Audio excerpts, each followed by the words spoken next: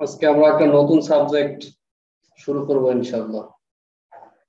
C C plus plus যতটুকু করাইছি এগুলো তোমরা আগে প্র্যাকটিস করবা, আর আমরা পরীক্ষার ডেট দিয়ে দিছি, তোমরা পরীক্ষার জন্য প্রস্তুতি নিবা। কারো যদি কোনো সমস্যা থাকে অবশ্যই এগুলো পোস্ট করবা, বা কোনো টপিক যদি না বুঝো সেগুলো পোস্ট করে জানাই দিবা, সেটা নিয়ে আবার প্রয়োজনে আবার ক্লাস নিব। আজকে আমরা দেখবো হচ্ছে ডেটা স্ট্রাকচার এন্ড অ্যালগরিদম।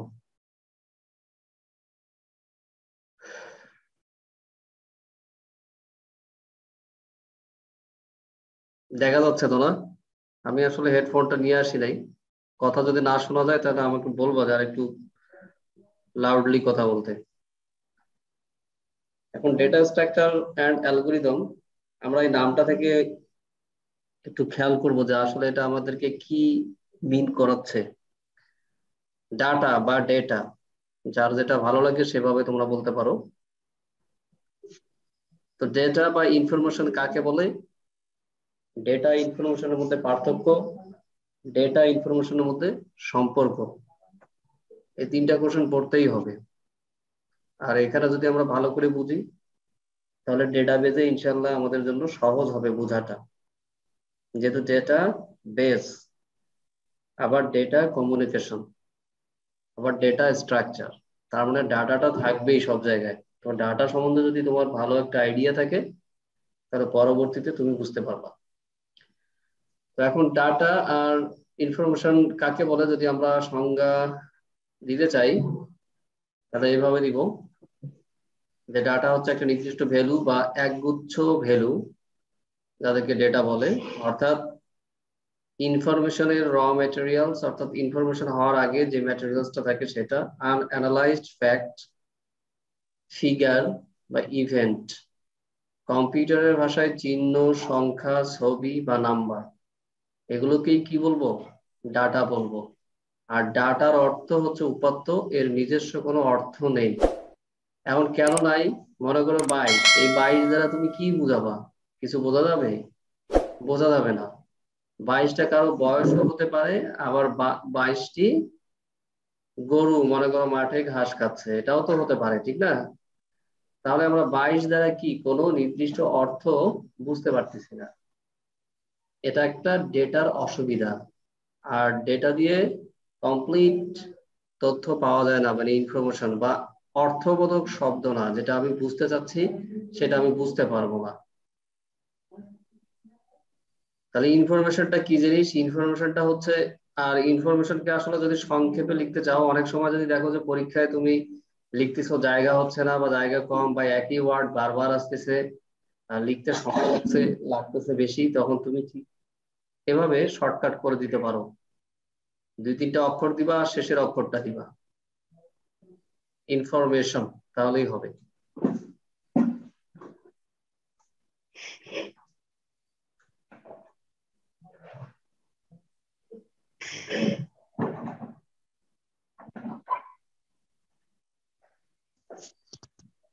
তো ইনফরমেশন আমরা একটু পড়ে দেখি যে ইনফরমেশন কি বলতেছে, যে অর্থবোধক ও প্রক্রিয়াজাত ডাটাকে ইনফরমেশন বলে, বা ডাটাকে প্রসেস করলে যেটা পাওয়া যায় সেটাই হচ্ছে আমাদের ইনফরমেশন। যেমন এখন যদি বলি যে সাইবার বয়স হচ্ছে 22, তখন খুব সহজে তুমি বুঝতে পারবা যে আসলে এই 22টা কি বলছিলাম।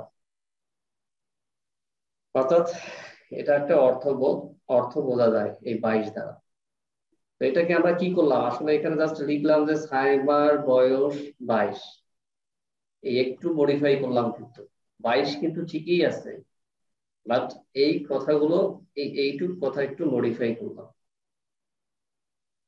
তাহলে আমরা বুঝলাম যে 22, 22টা কি? বছর। এখানে আর গরু হিসাবে বা গরুর সংখ্যা হিসাবে কাজ করবে না, বয়স হিসাবে কাজ করবে। তো এখন দেখো যে এখানে আমাদের সবগুলো ডাটা 22, নূর, রংপুর, 54, 5400, 1997, তারপর 09, এগুলো সব কিন্তু ডেটা, সব ডেটা। এখন এটাকে আমরা কি করি, জাস্ট একটা প্রসেস করলাম। ফর এক্সাম্পল ধরো আমি এটাকে টেবিল আকারে তুলনা করতেছি বা কম্পেয়ার করতেছি বা উপস্থাপন করতেছি, যদি আমি ঠিক এই ডেটাগুলোকে নিয়েই আমি কিছু এক ধরনের উপস্থাপন করি, যাদের মাধ্যমে আমি খুব অনায়াসে বুঝতে পারবো যে আসলে কি বলতেছে। যেমন এখানে যদি বলি যে name, gender, address, date of birth, তাহলে দেখো এখানে কিন্তু নেমও আছে, অ্যাড্রেসও আছে, ডেট অফ বার্থও আছে, জেন্ডারও আছে। এই এই ডেটাগুলোকে নিয়ে আমি জাস্ট কি করলাম, কলামের নাম করলাম, এগুলোকে কলামের নাম করে দিলাম। এবং প্রত্যেকটা কলামের অধীনে কি করলাম, দেখো নূরকে নিয়ে আসলাম এখানে, এর জেন্ডার বললাম হচ্ছে ফিমেল, অ্যাড্রেস হচ্ছে গাজীপুর, ডেট অফ বার্থ হচ্ছে 6/9/97। তাহলে আমরা এই ডেটাগুলো দিয়ে যতটা ইজি ভাবে বুঝতে পারবো না, তার থেকে ততটাই ইজি ভাবে এখন এটা বুঝতে পারবো যে এটা কারো ইনফরমেশন দিচ্ছে। কার? নূরে। কি ইনফরমেশন দিচ্ছে? যে সে ফিমেল, তার বাড়ি হচ্ছে গাজীপুরে, আর ডেট অফ বার্থ হচ্ছে অমুক এটা ডেট। এর পরেরটাও সেম তাই। কিন্তু এগুলো যখন এখানে ছিল তখন কিন্তু আমরা আসলে অতটা বুঝতে পারিনি, মানে একটা কোশ্চেন থেকে যাইতো। হ্যাঁ, আমরা হয়তো বা বুঝতেছি যে এই রংপুর একটা ডিস্ট্রিক্ট, কিন্তু বাইরের কান্ট্রির কথা চিন্তা করো, ওরা তো বাংলাদেশকেই চিনে না। আবার বাংলাদেশের ভিতরে রংপুর একটা যে আহ জেলার নাম বা বিভাগের নাম, এটা কেউ বুঝবে? মানে তাকে কোশ্চেন করতে হবে আবার যে এটা কি জিনিস। কিন্তু এখানে সেটা আর কোশ্চেন করা লাগতেছে না, কারণ অনায়াসে বোঝা যাচ্ছে যে অ্যাড্রেস, অর্থাৎ রংপুর হচ্ছে তার একটা ঠিকানা। এই জিনিসটাই যে আমরা করলাম প্রসেস, আসলে প্রসেসটা কি করলাম, আমরা বলি যে প্রসেসকৃত ডাটাকেই আমরা বলি ইনফরমেশন। প্রসেসটা কিভাবে করলাম? এই ডেটাগুলো ছিল হচ্ছে ছড়ানো ছিটানো, মানে ফরম্যাটেড না, সাজানো গুছানো না। আর এখানে আমরা সাজিয়ে লিখলাম বা গুছিয়ে লিখলাম। এই সাজিয়ে লেখা আর গুছিয়ে লেখাটাই হচ্ছে আমাদের প্রসেস। যদিও আমরা অ্যাজ এ হিউম্যান বিইং আমরা ক্লাস 3 থেকে টেবিলের ব্যবহার করে আসতেছি। যদি আরো সহজ ভাবে বলি তাহলে আমরা বিভিন্ন ধরনের পার্থক্য দিয়ে আসি। এই পার্থক্যটা টেবিল আকারে দেখাই না? হ্যাঁ, সেখানে কয়টা কয়টা রো থাকে? একাধিক রো থাকে, বাট কলাম থাকে 2টা। যে কোনো একটা টপিকের যদি তুমি পার্থক্য, আমরা জীব জীব বস্তু আর জড় বস্তুর মধ্যে পার্থক্য পড়ে আসছি না ক্লাস 3-তে বিজ্ঞানে? তো ওখানে কি করছিলাম, এই টেবিল আকারেই উপস্থাপন করছিলাম। তো এই টেবিল আকারে আমরা হাতে কলমে হয়তো বা এইভাবে দিতেছি, কিন্তু সংজ্ঞা অনুযায়ী বলতেছে যে আসলে এটাই হচ্ছে ওয়ান কাইন্ড অফ প্রসেস। আর এটার নাম দেখো, আমরা টেবিল আকারে জেনে আসতেছি, কিন্তু এটার নাম আমরা বলতে পারি ইনফরমেশন। এবং সবচেয়ে মজার বিষয় হলো এটাকে ফাইলও বলা হয়। এবং আরো মজার বিষয় হলো এটা পুরোটাই মিলে হবে একটা ক্লাস, যেটা আমরা একটু আগে পড়ে আসলাম, মানে আগের ক্লাস। আর প্রত্যেকটা রেকর্ড, আচ্ছা এখানে আর একটু বলে নেই যে এগুলো হচ্ছে কলাম, আর এগুলো হচ্ছে রেকর্ড। এখানে মূলত কয়টা রেকর্ড আছে, মানে রো, রো কয়টা আছে আমাদের? একটা, দুইটা, তিনটা। তিনটা রেকর্ড আছে। তার মধ্যে প্রথম রেকর্ডটা হচ্ছে জাস্ট একটা পরিচিতির জন্য, যে কলামটা কি বোঝাচ্ছে সেটা। আর সেকেন্ড আর থার্ড এগুলো হচ্ছে প্রত্যেকটাই এক একটা অবজেক্ট। ফর এক্সাম্পল, এটা আমি নাম দিলাম, এই টেবিলের নাম দিলাম হচ্ছে স্টুডেন্ট। তো আমরা কি স্টুডেন্ট স্টুডেন্ট নামে ক্লাস দেখে আসছি না, স্টুডেন্ট 1, বা স্টুডেন্টের নামটা বাদ দিলাম, এটা বাদ দিয়ে যদি বলি যে ক্লাস 1 প্রথম শ্রেণীর স্টুডেন্ট, প্রত্যেকেই এক একজন অবজেক্ট। তাহলে নূর হচ্ছে ক্লাস 1 এর 1 নম্বর রোল, সাইমা হচ্ছে ক্লাস 2 এর 2 নম্বর রোল। এরপরে আরো যে কেউ আসতে পারে, সে হবে ক্লাস 1 এর 3 নম্বর রোল। তাহলে ক্লাস 1 এর যতগুলো স্টুডেন্ট আছে সবগুলো স্টুডেন্টের ইনফরমেশন আমরা এইভাবে রেখে দিলাম। তো কাজেই আমরা বলতে পারি যে information is one kind of class. আর প্রত্যেকটা রেকর্ডকে বলতেছি হচ্ছে আমরা অবজেক্ট, এবং প্রত্যেকটা অবজেক্টের প্রপার্টিজ গুলোকে আমরা বলতেছি কলামের নেম। যেমন যারা করে আসছো তারা এখন বুঝবা, ধরো এখানে এই অবজেক্টটার নাম দিলাম হচ্ছে অবজেক্ট 1। অবজেক্ট 1 যদি দেই আমি, তাহলে অবজেক্ট 1 এর সাপেক্ষে কি হয়, প্রপার্টিজ গুলোতে জায়গা নিয়ে নেয়, তাই তো? আমরা তো এটাই দেখে আসছি। তাহলে প্রপার্টিজ গুলো কি কি এখানে, মানে তার বৈশিষ্ট্য কি কি বৈশিষ্ট্য, অবজেক্টটার নাম কি, তার মানে নাম হচ্ছে একটা ভেরিয়েবল, যেটা আমাদের ক্লাসের ভিতরে ডিফাইন করে দিয়ে আসি। তারপর হচ্ছে জেন্ডার, আমার এখানে লেখা যাচ্ছে না, তোমরা ধরে নাও। তারপর হচ্ছে অ্যাড্রেস, অ্যাড্রেস এরপরে ডেট অফ বার্থ। এগুলো করে আসছি না আমরা, খুব ইজি, কিন্তু এক জায়গায় বুঝলে সব জায়গায় বোঝা যায়। কম্পিউটার সায়েন্সের খুব মজার জিনিস আছে। Date of birth. এখন পরের অবজেক্ট টু মানে স্টুডেন্ট টু, ধরো অবজেক্ট টু, অবজেক্ট টু এর জন্য কি আবার আমাদের ক্লাসের প্রপার্টিজ গুলো ইউজ করতে হবে না? ঠিক এই প্রপার্টিজ গুলোই। তো দেখো, ওটাকেই জাস্ট আমরা এই টেবিল আকারে ইনফরমেশনটাকে উপস্থাপন করছি। যেমন এখানে দিলাম অবজেক্ট ওয়ান এর নাম দিলাম হচ্ছে নূর, অবজেক্ট ওয়ান এর জেন্ডারের নাম দিলাম হচ্ছে ফিমেল, মানে আমরা ইনপুট নিলাম কিবোর্ড থেকে। অবজেক্ট ওয়ান এর অ্যাড্রেসের নাম দিলাম হচ্ছে গাজীপুর, অবজেক্ট ওয়ান এর ডেট অফ বার্থ দিলাম হচ্ছে 6/9/97। আবার অবজেক্ট টু এর নাম দিলাম হচ্ছে সাইমা। এখানে ধরো নাম নামে আমাদের ভেরিয়েবল থাকলো, এখানে থাকলো হচ্ছে জেন্ডার নামে, এখানে থাকলো হচ্ছে অ্যাড্রেস, আর এখানে থাকতেছে ডেট অফ বার্থ। এই প্রত্যেকটা অবজেক্ট কে আবার আমরা কার মধ্যে ডিফাইন করে আসছিলাম? ক্লাসের মধ্যে ডিফাইন করে আসছিলাম। সেই ক্লাসটার নাম দিলাম মনে করো স্টুডেন্ট, কারণ আমরা স্টুডেন্টের সম্বন্ধে এখানে লিখতেছি। অথবা তুমি নাম দিতে পারো ক্লাস ওয়ান স্টুডেন্ট, অর্থাৎ প্রথম শ্রেণী। আমরা যেমন প্রথম ক্লাস ওয়ানে পড়ছি, ক্লাস টু তে পড়ছি, ক্লাস থ্রিতে, ঠিক সেখানে এটাই ক্লাস ওয়ান। তো আমি মোটামুটি একটু তোমাদের রিলেশনটা একটু ধরানোর চেষ্টা করলাম, এই জন্য এত ইলাবোরেট করলাম। আসলে ডেটা দিয়ে আমরা আসলে কোনো কিছু করতে পারবো না, বাট ডেটা ছাড়া কোনোভাবেই আমরা ইনফরমেশন উপস্থাপন করতে পারবো না। কাজেই ডেটা এবং ইনফরমেশনের মধ্যে খুবই ভালো এবং মধুর সম্পর্ক আছে। ঠিক তেমনি এটার পার্থক্য আছে। ডাটা দিয়ে আমরা কোনো অর্থবোধক শব্দকে প্রকাশ করতে পারতেছি না, বাট ইনফরমেশন দিয়ে পারতেছি। আর ডাটা দিয়ে ইনফরমেশন তৈরি করা যায় না, বাট ইনফরমেশন তৈরি করতে গেলে ডাটার দরকার হয়। এই তো ডাটা অবশ্যই কি, যখন ডাটাটা অবশ্যই স্মলেস্ট ভ্যালু, তাহলে অবশ্যই মেমোরি সাইজ কম লাগবে এটাকে স্টোর করার জন্য। আর ফাইলটা হচ্ছে আমাদের অনেক অনেক বেশি ডাটা, অনেক বড় ফাইল, তাহলে মেমোরি সাইজটাও বড় বেশি লাগবে। এগুলো হলো তার পার্থক্য। আর ক্লাস অবজেক্টের আলোকে কি বুঝবো? প্রত্যেকটা কলাম নেমেই হচ্ছে আমাদের এক একটা অবজেক্টের প্রপার্টিজ, এবং প্রত্যেকটা অবজেক্টের বর্ণনা থাকবে এক একটা রেকর্ড আকারে বা রো আকারে বা টাপল আকারে। এগুলো আমি আরো দেখাবো পরে। আপাতত তিনটা জিনিস শুনে রাখো, যে রেকর্ড, টাপল অথবা রো একই জিনিস। এগুলো আছে, শেষে ইনশাল্লাহ পাবো। তাহলে আমরা এটাকে বলতে পারি হচ্ছে, আমরা ছোটবেলায় যেভাবে পড়ে আসছি তার নাম দিলাম হচ্ছে টেবিল, এবং এটাকে আরেকটু মডিফাই করব পড়ার সাপেক্ষে, তার নাম দিব হচ্ছে ইনফরমেশন। আর এটার আরো একটা নাম আছে, সেটা হচ্ছে ফাইল। এই তো। আর আমরা গত ক্লাসগুলোতে যেটা দেখে আসছিলাম, যে ক্লাস এন্ড অবজেক্ট, তার রেসপেক্টে যদি এখন আমি বলি, তাহলে এই টেবিলটা হয়ে যাবে আমাদের ক্লাস। এবং টেবিলের ভিতরে প্রত্যেকটা কন্টেন্ট, ধরো নূর বা রংপুর, এই প্রত্যেকটাই হবে এক একটা ডেটা। কার ডেটা? এই name, gender, address, date of birth নামক যে কোনো ভেরিয়েবলের ভ্যালু, সেই ভ্যালুটা কার হতে পারে? কোনো অবজেক্ট নাম্বার ওয়ান এর অথবা কোনো অবজেক্ট নাম্বার টু এর, অর্থাৎ কোনো স্টুডেন্ট ওয়ান অথবা স্টুডেন্ট টু এর। এগুলো মোটামুটি আমাদের আসলে ডেটা এবং ইনফরমেশন কাকে বলে, পার্থক্য, সম্পর্ক, এবং ক্লাস অবজেক্ট কিভাবে বুঝবো। এবং ডেটাবেজের ক্ষেত্রে এটা কি হবে? ডেটাবেজের ক্ষেত্রে হবে এটা একটা ফাইল, এবং একাধিক ফাইল নিয়ে হবে, এক বা একাধিক ফাইল নিয়ে হবে ডেটাবেজ।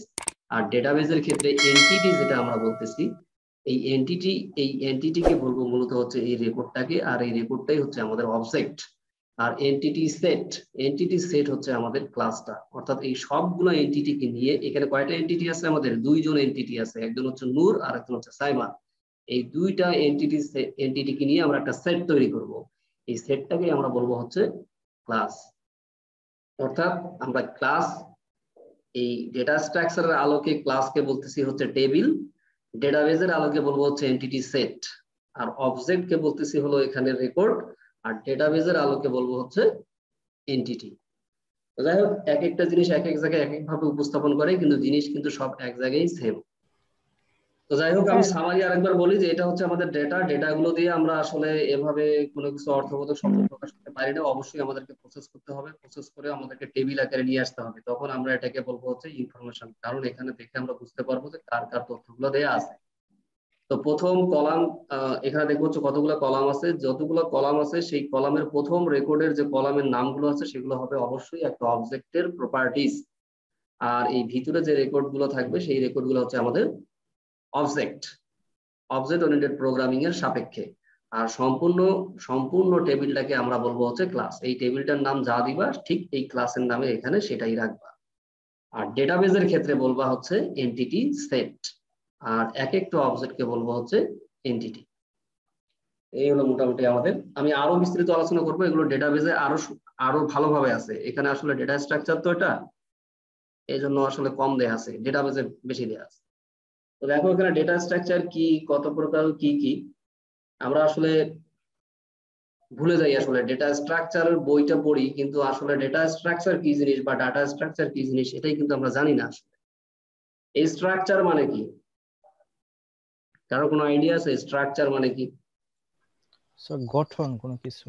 স্যার স্ট্রাকচার মানে হচ্ছে স্যার একটা গঠন, যেমন কাঠামো, স্যার আমাদের যে স্ট্রাকচার মানে কোনো কিছুর বডি কাঠামো। বলতে পারি, মানুষের যে বডিটা স্যার এটা একটা স্ট্রাকচার, আর হ্যাঁ, বডির যে হাত পা নাক এগুলো হচ্ছে স্যার একটা অবজেক্ট। এক্স্যাক্টলি, সেই ঠিক সব আছে। এখন এই ডাটা স্ট্রাকচার বলতে তাহলে কি বুঝবো? ডাটা তোমরা সব স্ট্রাকচার হচ্ছে সময়, স্যার তোমাদের একটু ইন্টারাপ্ট করি, তোমরা স্যার সব সময় একটু ইন্টারাপ্ট করি, অবশ্যই বলবা, তুমি অ্যান্সার তোমার দিবা। তোমরা সব সময় যখন কোনো বই পড়বা, বইয়ের বইয়ের ভিতরে অবশ্যই কোশ্চেন থাকবে, কিন্তু তার আগে তুমি আগে নামটা নিয়ে একটু চিন্তা করবা। এই নামটার সাথে কিন্তু অনেক মিল আছে, নামটা কিন্তু এমনি এমনি দেয় না। কিন্তু আমরা আসলে আমাদের তো স্বভাব খারাপ, আমরা আগে গিয়ে আগে কোশ্চেন পড়ি, কোশ্চেনের অ্যান্সার পড়ি আগে। কিন্তু আসলে ডেটা স্ট্রাকচার এন্ড অ্যালগোরিদম বা প্রোগ্রামিং ইন সি অথবা ডেটাবেজ ম্যানেজমেন্ট সিস্টেম, এই নামগুলো থেকে কিন্তু একটা বইয়ের পুরো কন্টেন্ট, জিস্ট কন্টেন্ট গুলো কিন্তু পাওয়া যায় আর কি।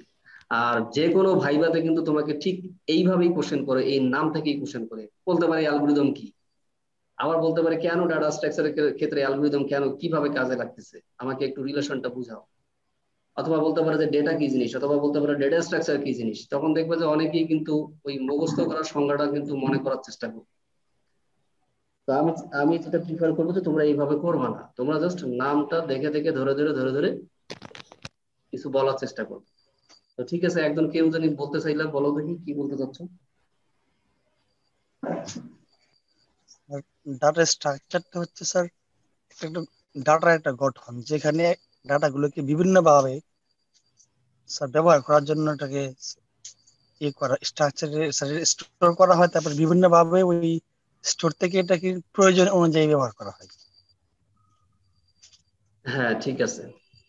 ডেটাগুলোকে যখন আমরা অর্গানাইজড মানে সুসংগঠিত ভাবে সাজাবো, ওই সাজানোটা কি অবশ্যই রাখতে হয়। হ্যাঁ, কখনো জি তুমি স্যার। বড় থেকে ছোট আকারে রাখবা, কখনো তুমি ছোট থেকে বড় আকারে রাখবা, কখনো তুমি র্যান্ডমলি ডাটাগুলোকে নিয়ে রেখে দিবা। এখন কত ভাবে তুমি রাখতে পারবা, এই টেবিল আকারে রাখতে পারো, গ্রাফ আকারে রাখতে পারো, ট্রি আকারে রাখতে পারো, এবং এদের ভিতরে তুমি অনেক ধরনের ফাংশন দেখাইতে পারো। যেমন আমরা বললাম যে অ্যাসেন্ডিং অর্ডার, ডিসেন্ডিং অর্ডার, সেরকম তুমি ট্রাভার্স করতে পারো যে in order, pre order, post order. এরপরে তুমি গ্রাফ দেখাইতে পারো যে শর্টেস্ট জব ফার্স্ট, শর্টেস্ট না, মানে ডেপথ ফার্স্ট সার্চ সার্চ, আর একটা হচ্ছে জানি কি আছে, বলে গেলাম আর কি, মানে ডেপথ, আর একটা ব্রেথ ফার্স্ট সার্চ।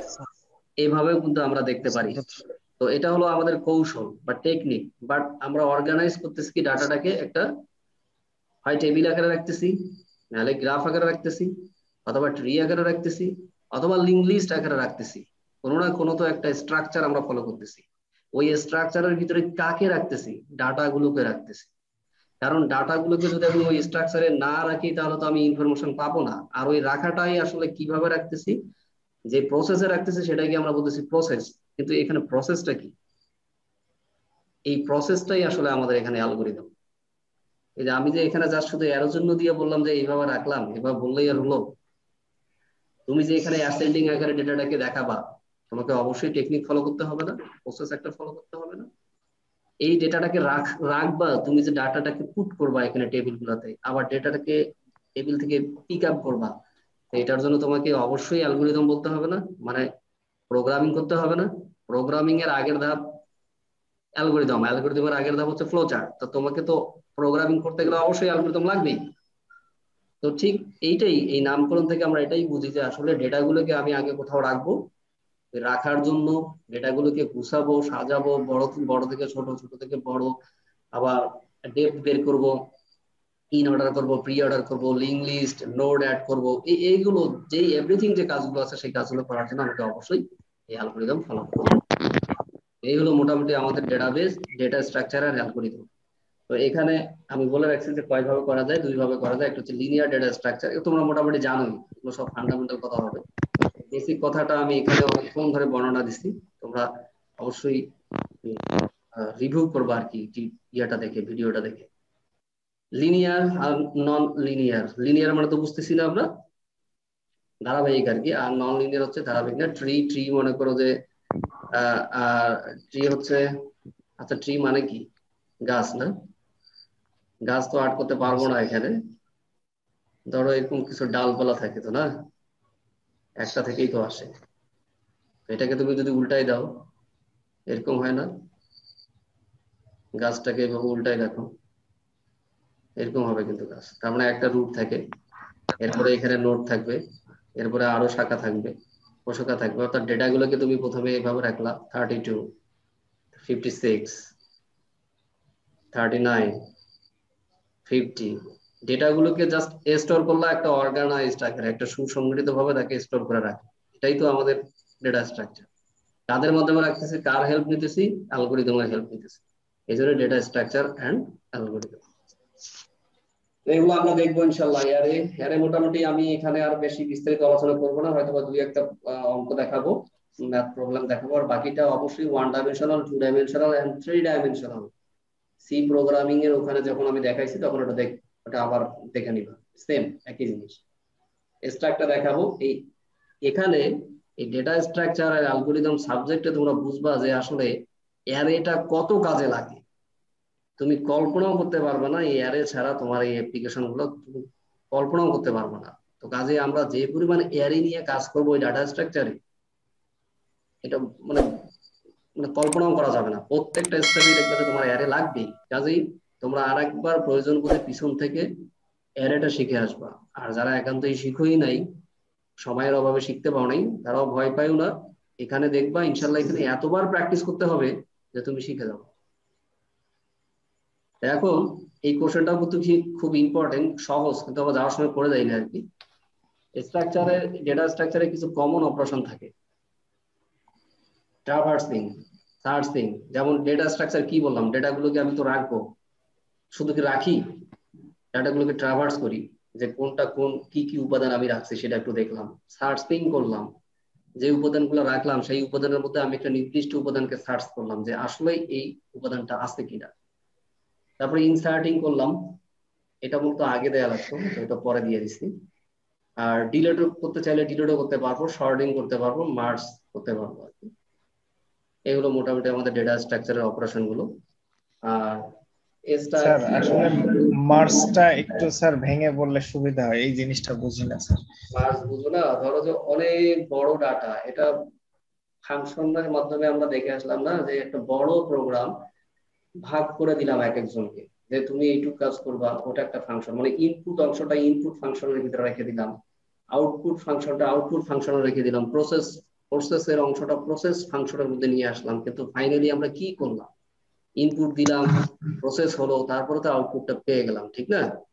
ঠিক এখানেও তাই, বিশাল বড়, মনে করো যে তুমি 12টা 13টা 15টা বা আরো অনেক বেশি ডেটা নিয়ে কাজ করতেছো, কিন্তু তুমি একবারে এতগুলো ডেটা নিয়ে কাজ করতে যাচ্ছ না, তুমি করতেছো কি, তুমি ভাগ করে দিতে চাচ্ছ, যে তুমি অর্ধেক কাজ করো, আমি অর্ধেক কাজ করো।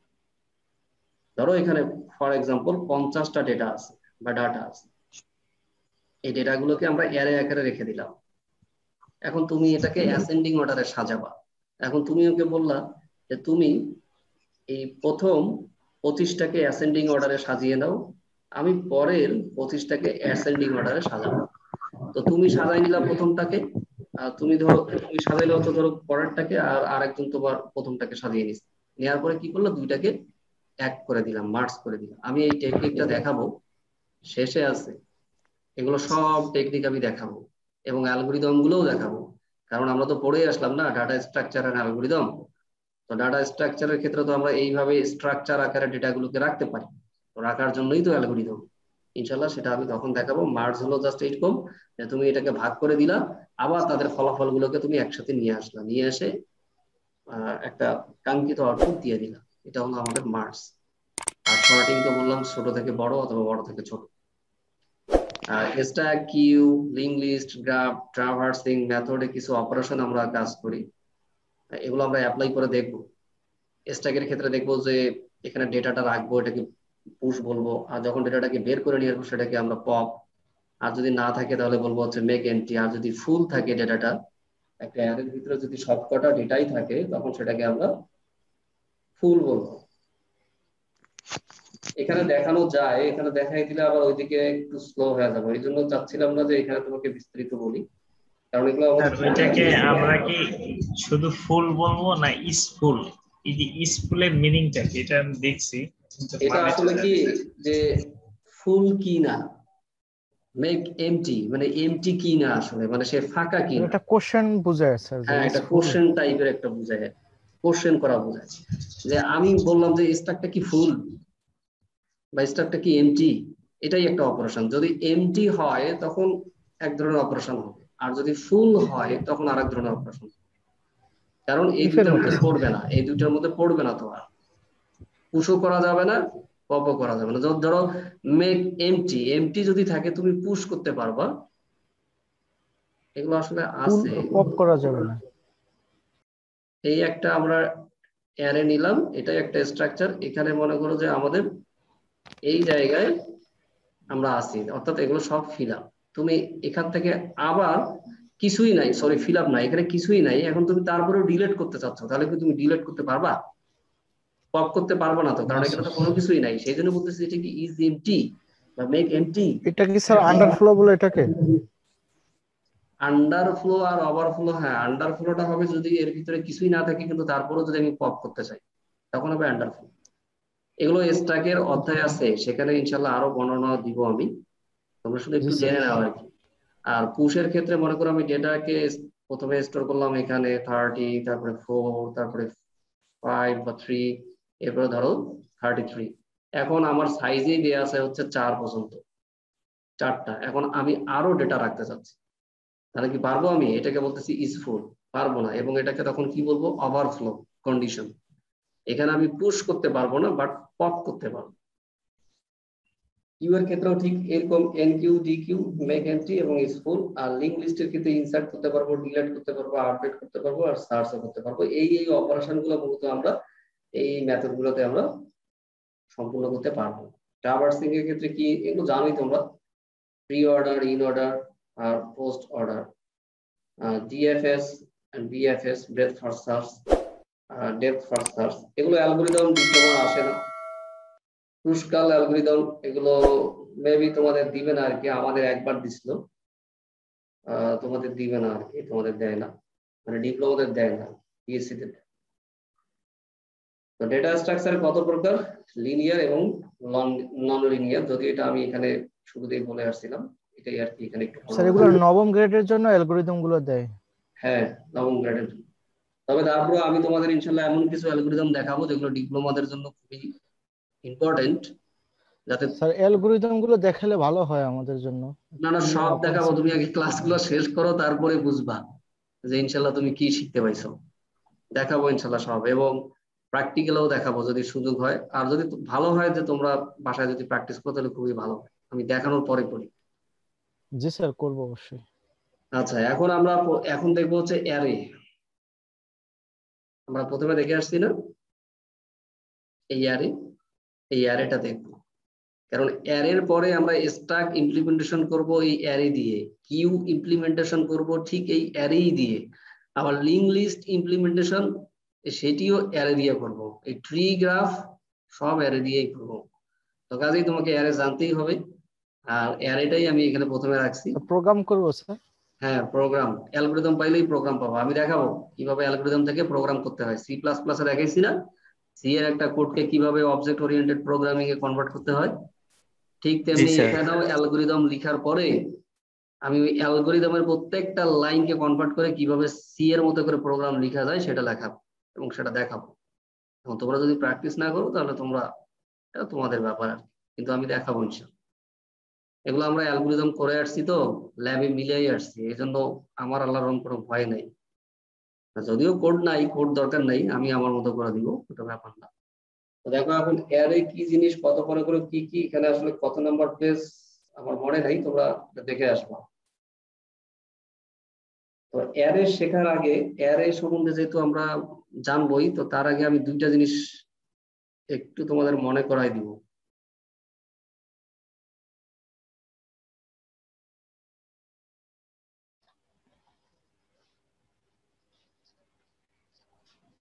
এটা হচ্ছে আমাদের একটা অ্যারে। অ্যারে কিন্তু কাউন্ট করা হয় 0 থেকে, জানোই তো। জি স্যার। কয়টা সাইজ আছে এখানে? 4টা। কাউন্টিং কত হবে? 0 থেকে 3। আর এই অ্যারেটার নাম দিলাম ফর এক্সাম্পল এ অথবা ডাটা। এখানে আমার জায়গা নাই, এই জন্য আমি ডাটা দিতে পারতেছি না, নাম দিলাম হচ্ছে এ। এই অ্যারেটাকে 1 ডাইমেনশনাল অ্যারে বলতেছি, 2 ডাইমেনশনাল অ্যারে বলতে পারবো না। এই 1 ডাইমেনশনাল অ্যারেটাকে আরো একভাবে রিপ্রেজেন্ট করা যায়।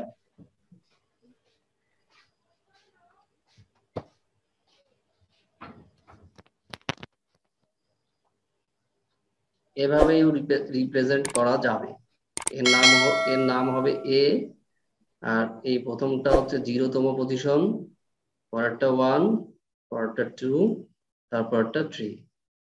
এখন এই অ্যালগোরিদম গুলো বুঝতে গেলে তোমাকে অবশ্যই এই অ্যারে বুঝতে হবে, এটা 1 নাম্বার। এবং এই অ্যারের এই টাইপের প্রেজেন্টেশন এবং এই টাইপের প্রেজেন্টেশন খুব দ্রুত তোমার মাথায় মানে নিয়ে আসতে হবে।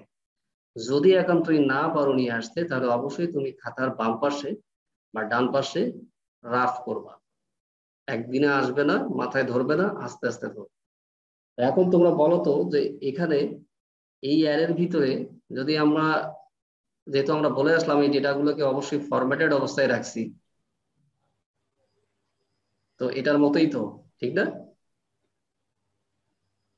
এটার মধ্যে কি পার্থক্য আছে? উপরটার মধ্যে ওটা ছিল 2 ডাইমেনশনাল অ্যারে, আর এটা হচ্ছে 1 ডাইমেনশনাল অ্যারে। আচ্ছা, এখানে এই জিনিসটা বলতে ভুলে গেছিলাম, এটা কিন্তু আসলে আমাদের পড়াই আছে। কোথায় পড়ে আসছি আমরা? আসলে অ্যারেতে পড়ছি। অ্যারেতে এখানে 2 ডাইমেনশনাল অ্যারে, তার মধ্যে কলাম কয়টা? এখানে 4টা, আর রো কয়টা?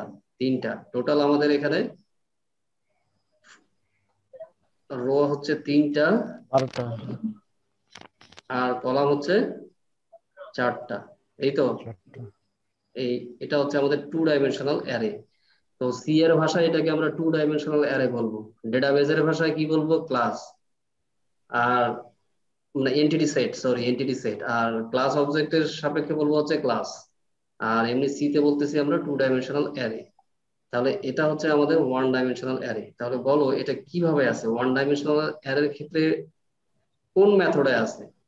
মেথড কিন্তু দুইটা, একটা হতে পারে রো মেথড, আর একটা হতে পারে কলাম মেথড।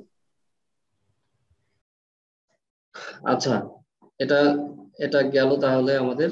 আর এই সম্বন্ধে আর কারো কোশ্চেন আছে? না স্যার। আচ্ছা, না থাকলেই ভালো। তবে অবশ্যই এগুলো কিন্তু মনে রাখতে হবে, মনে না রাখলে কিন্তু পারবা না, মানে মিলাইতে পারবা না, মনে হবে তো সব অস্পষ্ট তোমার কাছে। আচ্ছা, এখন আমরা কয়েকটা কোশ্চেন দেখবো, এগুলো আসার মতো। একটা অটোমোবাইল কোম্পানি 1932 সাল থেকে 1984 সাল পর্যন্ত কি বিক্রি করে? অটোমোবাইল। ধরো মোবাইল, অটোমোবাইল মানে আসলে গাড়ি, মনে করো, ধরো গাড়ির কথা চিন্তা করো। একটা অটোমোবাইল কোম্পানি প্রতিষ্ঠিত হয় 1932 সালে। এই সালে অবশ্যই কিছু গাড়ি বিক্রি করে, পরের সালেও কিছু বিক্রি করে, এভাবে কত সাল পর্যন্ত? 84 সাল পর্যন্ত সে গাড়িগুলো বিক্রি করে। এবং ধরো মনে করো প্রথম সালে বিক্রি করছে কত, সেটা সে এখানে স্টোর করে রাখলো, ধরো 20টা গাড়ি বিক্রি করলো।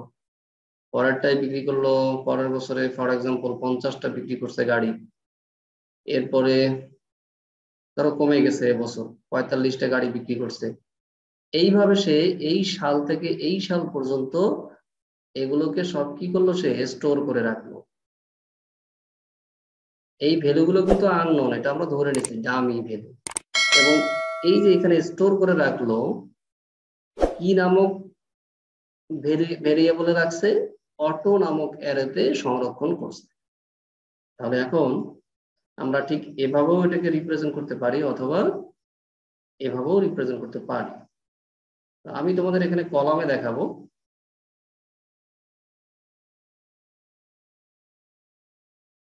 কলমটা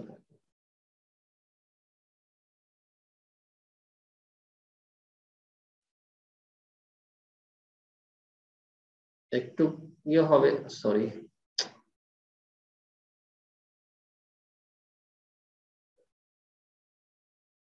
একটু অসুবিধা হতে পারে যেহেতু আমাদের জায়গা নাই, আসলে সব লেখা দিয়েই ভর্তি।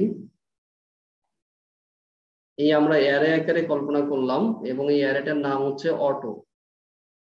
আচ্ছা, ওখানে বড় হাতের ছিল, আমি ছোট হাতের দিলাম অটো। নিচ থেকে কাউন্টিং করতে পারো, উপর থেকে কাউন্টিং করতে পারো, এটা কিন্তু খুব মেজর সমস্যা হয় আমাদের প্রোগ্রামিং এর ক্ষেত্রে। আমি একটু আগে যেটা দেখাইছিলাম কলাম মেথড এবং রেকর্ড মেথড, এই দুটো তো অবশ্যই মনে রাখবা, সাথে সাথে এটাও মনে রাখবো যে তুমি কাউন্টিংটা কত ভাবে করতেছো, মানে নিচ থেকে করতেছো নাকি উপর থেকে। তো আমরা এই আগেরটা দেখাইছিলাম প্রথমটা 0, তারপরে হচ্ছে 1, তারপরে 2, তারপরে 3, এভাবে কাউন্টিং করছিলাম। কিন্তু আমরা উল্টা দিক দিয়েও করতে পারতাম, প্রথমটা 0, তারপরে 1, তারপর 2, তারপর 3, কোনো ভুল হইতো না। তো এখানে কিন্তু এই বিষয়টা একটু আসবে, এটা একটু খেয়াল রাখবা। তো এখানে বলতেছি যে আমরা কিছুক্ষণ আগে দেখলাম না যে প্রথম সাল, মানে প্রথম বছর যখন প্রতিষ্ঠিত হয় ওই কোম্পানিটা, প্রথম বছরে সে মাত্র 20টা গাড়ি বিক্রি করতে পারে, এটা সে স্টোর করে রাখলো, মানে লিখিত রাখলো। পরের বছর সে কয়টা রাখলো আমার মনে নাই, কয়টা বলছিলাম, তোমাদের মনে আছে? আচ্ছা ধরো 50টা। 45টা। আচ্ছা, এখানে 50 দিয়ে দিছি, দিয়ে দিই। এর পরের বছর বললাম হচ্ছে 45টা, এর পরের বছর 100টা। তো এখানে আমি তোমাদের বলে আসছিলাম, কিন্তু মনে আছে কিনা, সি তে যখন আমরা ভেরিয়েবল ডিক্লেয়ার করছি, ভেরিয়েবল ডিক্লেয়ার করার পরে বলছি যে একটা ভেরিয়েবলের জন্য একটা মেমোরি সেল নাই। কিন্তু এটাও বলছিলাম যে আসলে একটা মেমোরি সেল নেয় কি না এটা ডিপেন্ড করবে ইন্ডেক্স এর উপরে, এটা আমি ডেটা স্ট্রাকচারে গিয়ে দেখাবো। তো ওই জিনিসগুলো কিন্তু এখন আসবে, এখনো হয়তো বা আসেনি, আমরা ডিফারেন্সটা ধরতে পারবো না, এই ডিফারেন্সটা পরবর্তী গিয়ে ধরতে পারবো। তো এই যে এখানে যে আমরা ইন্ডেক্স গুলো ইউজ করছিলাম 0, 1, 2, 3, এগুলো এখন আর করব না ইন্ডেক্স। আসলে এগুলো তো আমার আসলে মেমোরি সেল না। আমরা যখন পয়েন্টার নিয়ে কাজ করছি আমি দেখাইছিলাম এই ইন্ডেক্সটা কিন্তু আমাদের অত বেশি কাজে লাগে না তখন, কারণ তখন আমরা কি করছিলাম, মেমোরি নিয়ে কাজ করছিলাম। তো ঠিক তাই এই ইন্ডেক্সটা আসলে হলো তোমাকে জাস্ট এই মেমোরিটার প্রথম অ্যাড্রেসটা চিনাই দিবে। এখন ইন্ডেক্সের সাথে ধরো এই মেমোরি অ্যাড্রেসের আর এই মেমোরি অ্যাড্রেসের ব্যবধান হলো 1 বাইট, তাহলে এটার মেমোরি অ্যাড্রেস যদি হয় 005, তাহলে পরেরটার কত হয়ে যাবে 006, এর পরের মেমোরিটা হবে 007, তাই তো? এখন ইন্ডেক্সটা দেখো আমরা কিভাবে দিছি, 0, 1, 2, 3, অর্থাৎ এদের ভিতরে ইনক্রিমেন্ট কত করে হচ্ছে, 1 করেই তো বৃদ্ধি হচ্ছে, আবার এদের ভিতরেও ইনক্রিমেন্টটা 1 করেই বৃদ্ধি হচ্ছে, যার কারণে আমরা এদের মধ্যে পার্থক্যগুলো ধরতে পারি না, অর্থাৎ মেমোরি অ্যাড্রেস আর এই ইন্ডেক্সের মধ্যে পার্থক্যটা বোঝা যায় না। বাট যদি কখনো এরকম হয় যে ইন্ডেক্স 0-র অধীনে তুমি 2টা মেমোরি নিয়ে কাজ করতেছো, তখন কিন্তু তোমার ইন্ডেক্সটা বড় ফ্যাক্টর হয়ে দাঁড়ায়। কিন্তু যখন তোমার ইন্ডেক্স আর মেমোরি অ্যাড্রেসের মধ্যে ব্যবধান সেম থাকে, যেমন এখানে 1 ব্যবধান, এখানেও 1 ব্যবধান, সেই জন্য কোনো প্রবলেম হয় না। প্রবলেমটা হবে এই পরে যখন আমি এদিকে দেখাবো, যেমন এই যে এখানেই দেখো যে 2টা মেমোরি অ্যাড্রেস নিয়ে হচ্ছে একটা ইন্ডেক্স। এই এখানে মেমোরি অ্যাড্রেস 2000, 1000 এবং 1001, এই 2টা মিলে কিন্তু একটা ভেরিয়েবলের ভ্যালু এখানে বোঝাবে। ধরো এই 2টা মেমোরি নিয়ে জাস্ট এর ডেটাটাকে আমরা সংরক্ষণ করছি, কিন্তু ওকে আমরা যখন ডেটা নামক অ্যারে এই 32তম লোকেশন আমরা ফাইন্ড আউট করব, যেমন আমরা ইন্ডেক্স দিয়ে বলি না যে ডেটা অফ 0 = 5, এইভাবে লিখছি না আমরা অ্যারেতে। স্যার আমরা তো ইন্ডেক্স ধরে কাজ করতে পারি, মেমরি লোকেশনের কি দরকার আছে? না, মেমোরি লোকেশনের দরকার নাই, কিন্তু এটা এটা তোমার জানা দরকার। ধরো জিরো, ডেটা অফ 0 = 5, তখন আমরা কি বলতাম? ডেটা অফ 0 = 5, এই কথাটাই বলতাম, কিন্তু এখানে জিরোটা হচ্ছে আমাদের ইন্ডেক্স। তো এখন যদি তুমি বলো ডেটা অফ 32, তো ডেটা অফ 32 মানে কোনটা হবে আমার? 100টা হবে না 101টা হবে? এই ইন্ডেক্সটা যখন 32 আমার এখানে মোর দ্যান ওয়ান, দুইটাই হবে স্যার। দুইটাই হলে তো হবে না, অত অ্যাম্বিগুয়াস হয়ে যাবে, ও কি এত কিছু বুঝবে? তখনই তোমার আসবে আসলে বেজ অ্যাড্রেস, যেটা আমরা মাইক্রো প্রসেসরে পড়ে আসছি, যে অফসেট অ্যাড্রেস, বেজ অ্যাড্রেস এবং ওর সাথে একটা মাল্টিপ্লিকেশন থাকে, এবং সেটার সাথে গুণ হওয়ার পরে যোগ হয়ে সে ফাইনাল একটা স্টার্টিং অ্যাড্রেস বলে। অর্থাৎ যদি তুমি বলো হচ্ছে 34 ইন্ডেক্স, তাহলে ওর স্টার্টিং অ্যাড্রেস হবে হচ্ছে 104, এবং এর সাথে সে ইন্ডেক্সটা দেখবে কত বাইটের। এই ইন্ডেক্সটাকে ডেটাবেজে আমরা কে দ্বারা রিপ্রেজেন্ট করি। ম্যাক্সিমাম বইয়ে দেখবা ইন্ডেক্সটাকে আমরা কে দ্বারা রিপ্রেজেন্ট করতেছি। তো এই ইন্ডেক্সটা যদি আমাদের 2 হয়, তখন আমাদের এই স্টার্টিং অ্যাড্রেসের সাথে 2 যোগ হয়ে যাবে, অর্থাৎ এই 4 এবং 5 এই দুইটা মিলে হবে হচ্ছে একটা ভেরিয়েবলের ভ্যালু। অর্থাৎ ধরো যদি আমরা এ নামক কোনো ভেরিয়েবল ডিক্লেয়ার করি, তখন সেই এটার ভ্যালু হবে 2টা। কিন্তু আমি যখন সি প্রোগ্রাম বুঝেছিলাম তখন বলছিলাম যে না, এটা একটাই ধরে নাও, সবসময় একটাই ধরবা, কিন্তু আসলে সবসময় যে একটাই হবে এরকম না, এটা ডিপেন্ড করবে তার ডেটার ওই কি বলে এটাকে ওয়ার্ড সাইজ, এটাকে বলা হচ্ছে ওয়ার্ড সাইজ বা মেমোরি সাইজ, এটার উপরে ডিপেন্ড করবে। যদি মেমোরি সাইজ 1 হয়, তাহলে ইন্ডেক্স এবং মেমোরির মধ্যে কোনো পার্থক্য উল্লেখ থাকবে না, মানে বোঝা যাবে না, আমাদের চোখে ধরা পড়বে না, ক্যালকুলেশন একদম ওকে হয়ে যাবে। বাট যদি এই ওয়ার্ড সাইজটা 1-এর বেশি হয়, তখনই মেমোরির সাথে যদি তুমি তুলনা করো, তখন তুমি রং অ্যান্সার দিবা। তো আমরা আসলে এটা বুঝতে পাই না, কারণ এটা বুঝতে পাই না এর জন্য সিতে আমরা যেভাবে কাজ করি, তাতে সবসময় আমরা ইন্ডেক্স আর মেমোরি সেলটা একই, মানে 1 ধরি, কাউন্টিং করলে 1। আর এই দিকের ক্ষেত্রে ডেটাবেজে ডেটা স্ট্রাকচারে দেখবো কখনো 2 হবে, কখনো 3 হবে, কখনো 4 হবে, এদিকে আসবে। যেমন দেখো এখানে ওয়ার্ড সাইজ দেওয়া আছে 5। তাহলে এখন তোমরা বলো যে এখানে উপাদান কত আছে? কি বলছে এই অ্যারেটার উপাদান কত? এই অ্যারেটার উপাদান কত হবে? যেমন আমরা একটু আগে এই একটা অ্যারে করলাম না, ওখানে তো দেখতে পাচ্ছিলাম খুব সহজ ভাবে,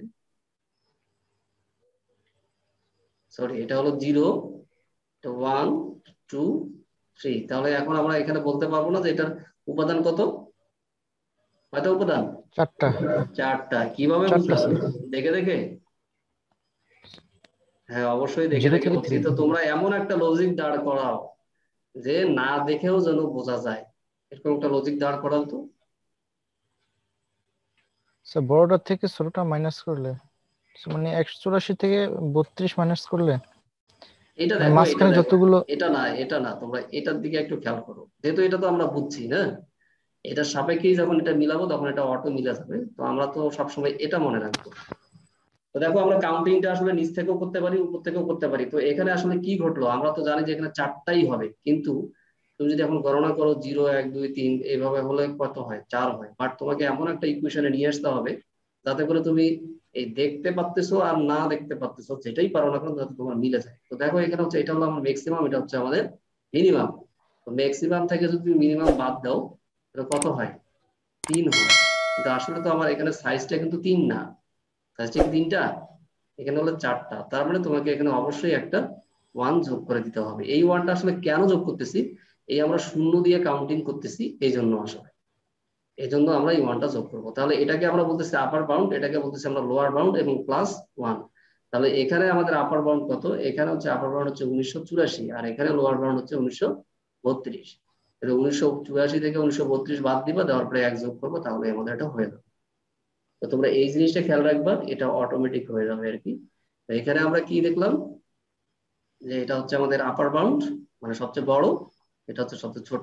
বিয়োগ দিলাম, বিয়োগ দিলে আমাদের আসলে 3 আসে, কিন্তু এটা তো 3 তো না, কারণ আমরা শূন্যটাকে তখন কাউন্ট করে নিই। এই শূন্যটাকে কাউন্ট করার জন্য অতিরিক্ত 1 যোগ দিয়ে। এইগুলো মোটামুটি আমাদের এই কোশ্চেনটার অ্যান্সার। কারো কোনো কনফিউশন আছে? না স্যার। আচ্ছা, তাহলে পরেরটা দেখি। পরেরটা বলছে কি, একটা নাম দিছি, দেখো এই নামগুলো কিন্তু আসলে অ্যারের নাম, এবং এই ব্র্যাকেট দেওয়া থাকলেও বুঝবা ঠিক এইরকম দেয়া আছে। তাহলে প্রথমটা কি বুঝবো আমরা, আর পরেরটা কি বুঝবো? খুব সহজ, প্রথমটা বুঝতেছি আমরা হচ্ছে লোয়ার বাউন্ড, আর রো পরেরটা কলাম। না, এখানে তো রো রো কলাম তো হবে না, এখানে লোয়ার বাউন্ড, এখানে হবে একটা হচ্ছে লোয়ার বাউন্ড আর একটা হচ্ছে আপার বাউন্ড। আপার বাউন্ড। আর এটা হচ্ছে আমাদের লোয়ার বাউন্ড, এটা হচ্ছে আমাদের আপার বাউন্ড, কিন্তু এই ক্ষেত্রে কিছু দেয়া আছে? জি না স্যার। এই ক্ষেত্রে এটা হচ্ছে একটা আমাদের দেওয়া আপার আছে। বাউন্ড, আর এখানে দেখো এখানে আমি বলে দিচ্ছি যে এটা আসলে ব্যতিক্রম, ওটাই বলে দিচ্ছি যে এই ক্ষেত্রে মিনিমাম বা লোয়ার বাউন্ড রেঞ্জ দেয়া নেই। আমার আসলে কারেন্ট চলে গেছে, যে কোনো সময় কিন্তু অফ হয়ে যেতে পারে। আমার জুম সফটওয়্যারটা কিন্তু 2 মিনিট কারেন্ট যাওয়ার পরেও সাপোর্ট দেয়। তো যাই হোক, আমাদের পড়াও মোটামুটি শেষ। তো দেখো এখানে যে যদি লোয়ার বাউন্ড দেয়া না থাকে তাহলে অবশ্যই সেটাকে আমরা 1 হিসাবে কল্পনা করি, মানে 1 হিসাবে কল্পনা করি। তাহলে আপার বাউন্ড হচ্ছে 20 আর লোয়ার বাউন্ড হচ্ছে 1 + 1। তাহলে আমাদের এই অ্যারেটার নাম হচ্ছে ট্রিপল এন। তো এই অ্যারের ক্ষেত্রে ধরো আমরা এই অ্যারে দিলাম